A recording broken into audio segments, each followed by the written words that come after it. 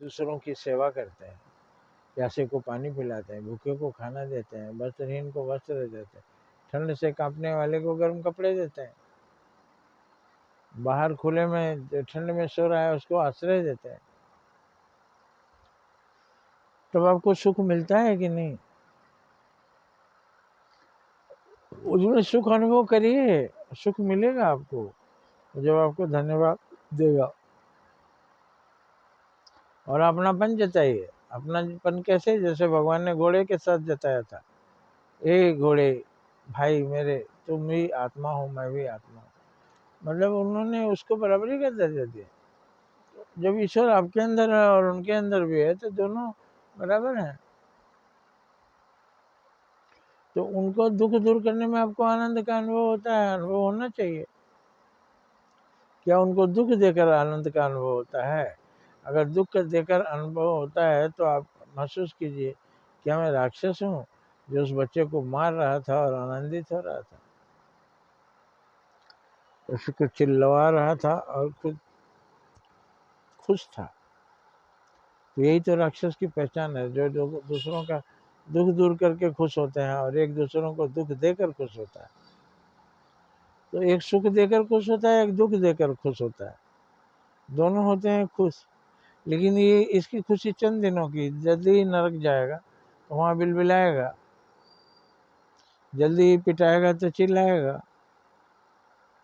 लेकिन जो सुख दे करके सुख अनुभव करता है वो उसको धन्यवाद देगा जिसको सुख दिया, स्वयं आनंदित होगा, उसको सम्मान मिलेगा, पुरस्कृत किया जाएगा। और देखे नज़र उठाकर तीसरी आंख से तो देखेगा, भगवान भी माला लेकर इंतजार कर रहे हैं, आओ बेटा तुम्हें माला पहनानी है, मैंने माला तैयार कर ली है।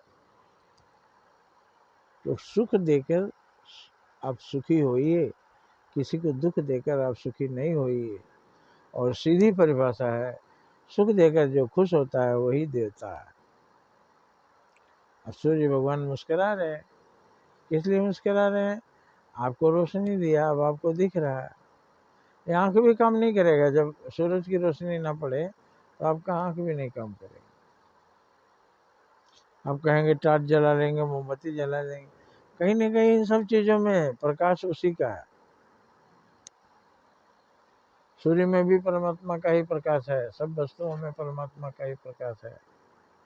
तो परमात्मा का प्रकाश, तो आप भी सुख देकर भगवान खुश होते हैं। जब आप दूसरों को सुख देते हैं तो दिखाई देता है कि भगवान मुस्कुरा रहे हैं। जब किसी को दुख देकर आप खुश होते हैं तो दिखाई देता है कि भगवान दांत पीस रहे हैं, आओ बेटा तो तुम्हें अच्छा से कुटाई करेंगे। क्योंकि इस दुनिया में तो कर्म क्षेत्र परीक्षा चल रही है, इस समय कुछ नहीं बोलेंगे, रिजल्ट तो परीक्षा के बाद आएगा ना। तो इस जीवन में भी फल मिलेगा, जीवन के बाद भी आपको फल मिलेगा।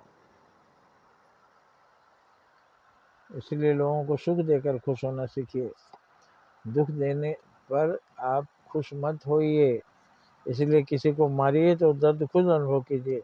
और ये माता पिता जब बच्चे को मारते हैं, गुरु जब बच्चे को मारते हैं, तो ये अनुभव करते हैं कि ये चोट हम अपने शरीर पर ही डाल रहे हैं।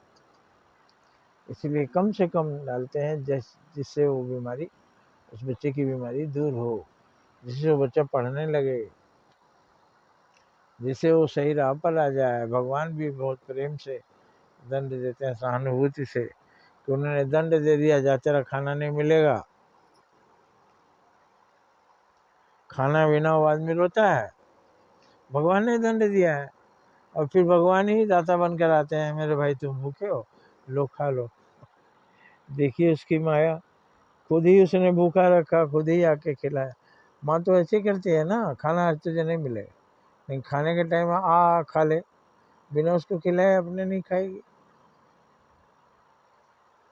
बाप भी, अगर बच्चा नहीं खाया है तो उसका बाप का भी मन दुखी रहता है। तो आप ये रहस्य देखिए, परमात्मा ने भूखा रखा, वही खाना देने आया। परमात्मा ने प्यासा रखा, वही पानी देने आया है। क्योंकि पानी देने वाले में भी भगवान ही है और पानी पीने वाले में भी भगवान है। जय हिंद, जय भारत।